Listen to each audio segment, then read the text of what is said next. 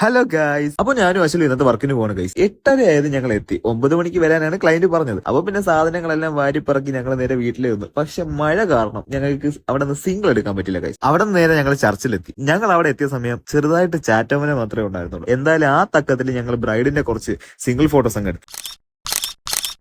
അങ്ങനെ കേട്ടെല്ലാം കഴിഞ്ഞ് ഞങ്ങളിങ്ങ് ഇറങ്ങി. പള്ളിയിൽ വീഡിയോ എടുക്കാൻ പറ്റാത്തതുകൊണ്ട് ആ പരിപാടിക്ക് നിന്നില്ല.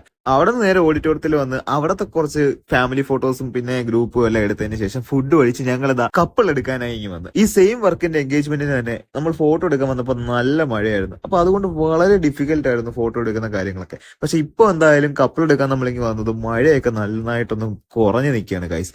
അതുകൊണ്ട് എന്തായാലും അത്യാവശ്യം കുറച്ച് ഫോട്ടോസ് അങ്ങ് നമുക്ക് എടുക്കാൻ പറ്റി.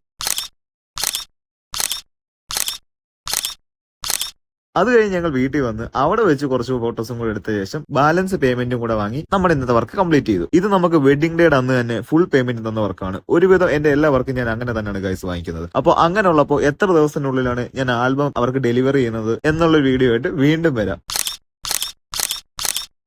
അപ്പോൾ വീഡിയോ ഇഷ്ടമെങ്കിൽ ലൈക്ക്, ഷെയർ ആൻഡ് സബ്സ്ക്രൈബ്.